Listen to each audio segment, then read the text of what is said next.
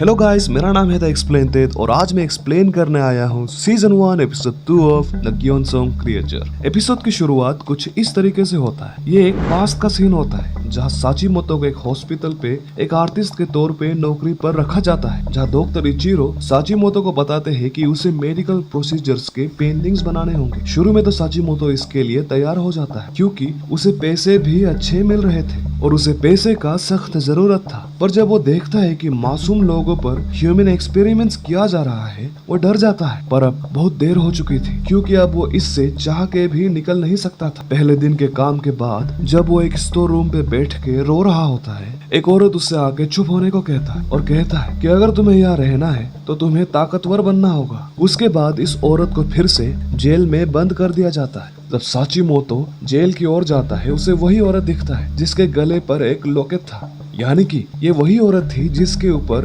Present time पे experiments किया जा रहा था। साचीमोतो के देखते ही देखते वो औरत मॉन्स्टर पे तब्दील हो जाता है। असल में साचीमोतो अपने पास्ट के बारे में सोच रहा था जब वो उस औरत से मिला था, उस मॉन्स्टर के गले पर वही लॉकेट देखने के बाद। और क्योंकि साचीमोतो को सिर्फ वही औरत इस हॉस्पिटल पे प्यार से बातें करती थी, उसे ये देख के दुख होता है। अगले सीन पे हम देखते हैं कि हीरोइन अपनी माँ की फोटो को देखकर उसे याद कर रही होती है, पर बेटी को ये बात पता नहीं होती कि उसकी माँ अब एक मॉन्स्टर बन गई थी। उसके बाद वो अपने पापा से कहती है कि उसे इस मिशन के बारे में अच्छा फील नहीं हो रही है। पापा उसे हौसला देता है और उससे रिक्वेस्ट करता है कि मियोंगजा वही मिसिंग गर्ल को ढूंढने के बाद वो अपने लाइफ पे फोकस करे। जब हीरोइन पूछती है कि तब तो क्या हम माँ को नहीं ढूंढेंगे, तो बाप कहता है कि उसे मैं खुद ढूंढ लूंगा। ये सुन के दुखी होते हुए हीरोइन घर से बाहर निकल जाती है। सामने उसे एक चेरी ब्लॉसम दिखती है जिसपे अब फूल खिल रहे थे, यानी अब फूलों के गिरने का वक्त करीब आ गया था। हमारे हीरो के बातों को याद करते हुए वो अपने काम पे निकल जाती है और चली जाती है पुलिस कमिश्नर इशिकावा के घर। वहाँ वो चुपके से घर के अंदर वॉल पार करके घुस जाती है और क्योंकि वो एक पुलिस कमिश्नर का घर था, वहाँ बहुत सारे गार्ड्स होते हैं। एक गार्ड के आंखों से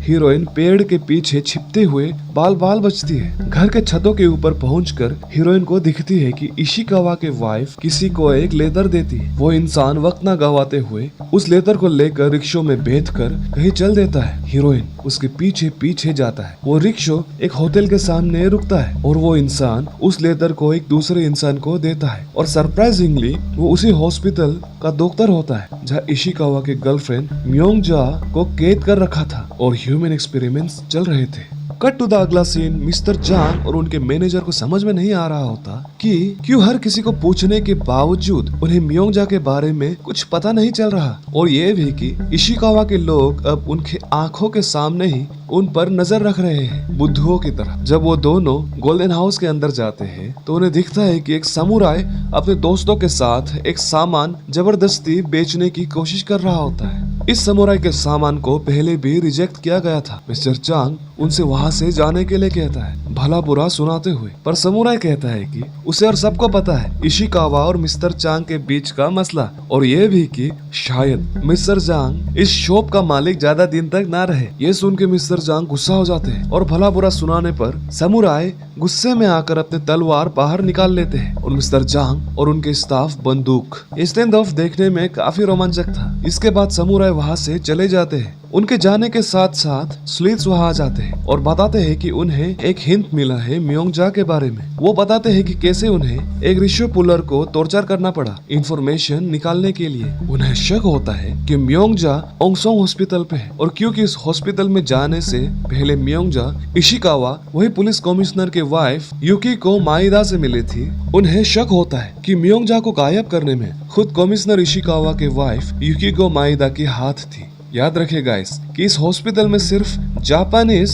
और बहुत इंपॉर्टेंट लोग ही घुस पाते थे, तो मियोंगजा जो कि ना तो उच्च घराने ना ही जापानीज थी, तो उससे अंदर सिर्फ लेडी माइदा ही घुसा पाती। अब आखिर में ये तो पता चल गया था कि मियोंगजा है कहाँ। अब ये पता करना था कि हॉस्पिटल के अंदर कैसे जाए। हीरोइन हमारे हीरो मास्टर चांग का मजाक उड़ाते हुए कहती है कि तुम तो खुद को बहुत इम्पोर्टेंट मानते हो ना, तो तुम तो हॉस्पिटल के अंदर जा ही पाओगे। अब मास्टर चांग के ईगो पे लग जाता है ये बात और वो इस बात के लिए तैयार हो जाता है, और क्योंकि मास्टर चांग के साथ बहुत जब पैसा होता है वो कहता है कि पैसे से क्या नहीं खरीदा जा सकता। उसके बाद सबसे पहले वो पैसे लेकर जुन तेग के साथ जाता है और उसे इसके बदले उसका आईडी मांगता है ताकि वो हॉस्पिटल के अंदर जा पाए, क्योंकि चोसोन जो एक कोरिया में एक जगह होता है उस पे जोंतोक की फैमिली कोरियन होने के बावजूद ओंगसोंग हॉस्पिटल पे जा पाते थे। वो उससे आईडी लेकर जा ही रहा होता है तो जुन तेग उससे कहता है कि अगर तुम कोरिया के आजादी के लिए इतना जोश दिखाते तो शायद बहुत मदद मिल जाती। पर हीरो कहता है कि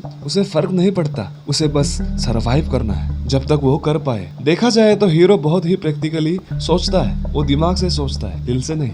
आईडी लेने के बाद जब वो बाहर आता है तो उसे हीरोइन दिखता है जो अब एक सुंदर सी ड्रेस पहन रही थी। वो काफी खूबसूरत लग रही थी। हीरो का मुंह खुला का खुला ही रह जाता है, सब कुछ स्लो मोशन में आ जाता है। तभी उसका मैनेजर उसे होश पे लाता है। मास्टर जांग हीरोइन को इमोशंस में आकर गाड़ी के अंदर जाने के लिए अपना हाथ देता है पर बेचारा रिजेक्ट हो जाता है। खैर इसके बाद सब ओंगसोंग हॉस्पिटल की तरफ चल देते हैं। मुश्किल से सब हॉस्पिटल के गेट से पास होते हैं और बहाने में मैनेजर हीरोइन को हीरो का फियांसे बोल देता है। अंदर जाने के बाद मैनेजर चिल्लाते हुए पेट दर्द होने का नाटक करना शुरू कर देता है और इसका फायदा उठाते हुए हीरोइन रिकॉर्ड्स रूम में म्योंगजा के नाम को चेक करने के लिए चली जाती है। वहाँ जब हीरोइन रिकॉर्ड्स चेक कर रही होती है तो एक इंसान अंदर आ जाता है। लकीली वो भी हीरोइन के गांव मंचूरिया से ही होता है और ये पता चलता है उसके कटी हुई उंगली को देखकर। बाहर मैनेजर का नाटक जारी रहता है। डॉक्टर एक बहुत बड़ी सुई लाता है उसके बम में लगाने के लिए, जिसके बाद मैनेजर हीरो की ओर देखता है और अपने फैसलों के बारे में सोचने लगता है। पर लकीली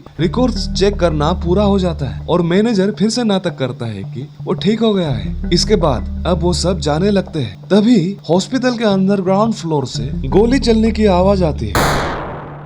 अंडरग्राउंड पे हीरोइन की माँ जो अब तक मॉन्स्टर बन गई थी, जेल के अंदर से ही अपने टेंटिकल से पुलिस वालों को मार रही होती है। हरामी आर्मी कमांडर इसे देखकर काफी खुश होता है, यानी कि ऊपर हॉस्पिटल होता है और नीचे ह्यूमन एक्सपेरिमेंट्स। अब स्लूइट्स यानी कि हीरोइन और उनके पापा हॉस्पिटल पे रुकने का प्लान बनाते हैं, पर मास्टर जांग को ये अचानक सा प्लान ठीक नहीं लगता। इसलिए जब हीरोइन और उनके पापा बाहर जा रहे होते हैं, जल्दबाजी में हीरो हीरोइन का हाथ पकड़ लेता है और जब हीरोइन पूछती है कि क्या हुआ, हीरो कुछ नहीं बोल पाता। हमें ये दिखता है कि हीरो को कहीं ना कहीं हीरोइन की चिंता होने लगा था। अब ये प्यार था कि कुछ और, ये नहीं पता। हीरोइन मास्टर जांग से कहती है कि आपके साथ टाइम बहुत ही कम है, क्योंकि चेरी ब्लॉसम के फ्लावर्स जितने जल्दी खिलते हैं उतने ही जल्दी गिर भी जाते हैं। मैं अपना काम करूंगी, आप साचीमोतो को ढूंढिए। हीरो ना चाहते हुए भी हीरोइन को जाने देता है। केयरलेस हीरो अब हीरोइन के लिए केयर करने लगा था। जब हीरो हॉस्पिटल से जा रहा होता है,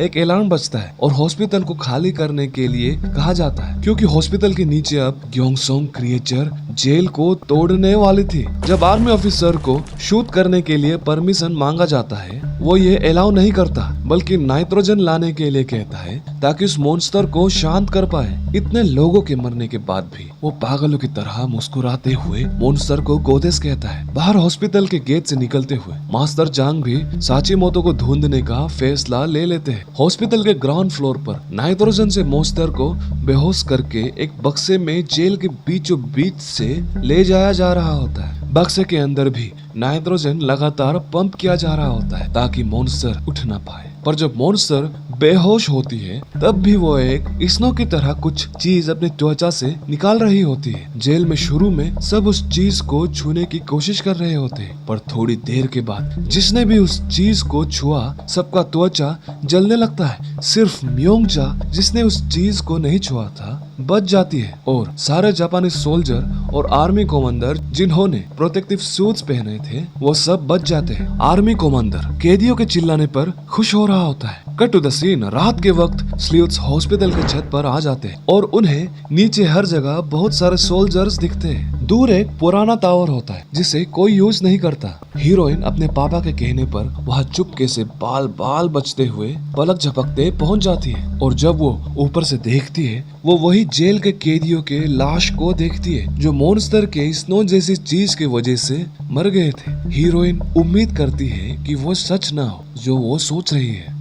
बाहर गोल्डन हाउस में मास्टर जांग बेचैन हो रहे होते हैं। जब अम्मा उनसे आकर पूछती है कि क्या हुआ, वो कहता है कि इशिकावा मेरे पीछे पड़ा है पर मैं खुद के बदले उस स्लेद लड़की के लिए क्यों परेशान हो रहा हूँ। अम्मा ये सुनकर कहता है कि तुम उसके प्यार में फंस गए हो, पर मास्टर जंग कहता है कि नहीं, मैं सारे इंसानियत से प्यार करता हूँ। खैर, मास्टर जंग जो भी कहे, हम सबको पता है कि मास्टर जंग अब फंस गए थे प्यार में। अम्मा मास्टर जंग से कहती है, यहाँ बैठ के अफसोस करने से अच्छा साचिमोतो को ढूंढने तुम क्यों नहीं जाते। मास्टर जंग तैयार हो जाता है और गोल्डन हाउस के नीचे वही इशिकावा के आदमी जो हर वक्त गाड़ी से उन पे नजर रखता है, उसे इशिकावा को साचिमोतो को ढूंढने के लिए कहता है, और ये इसलिए क्योंकि म्योंगजा को ढूंढने का वही तरीका है। उसके बाद वो अंदर चला जाता है। ड्राइवर पहले तो मना करता है पर बाद में मान जाता है। अगले दिन मार्केट में एक खबर फैल जाता है कि ओंगसोंग हॉस्पिटल परमानेंटली बंद हो रहा है। जब मास्टर जांग को ये बात पता चलता है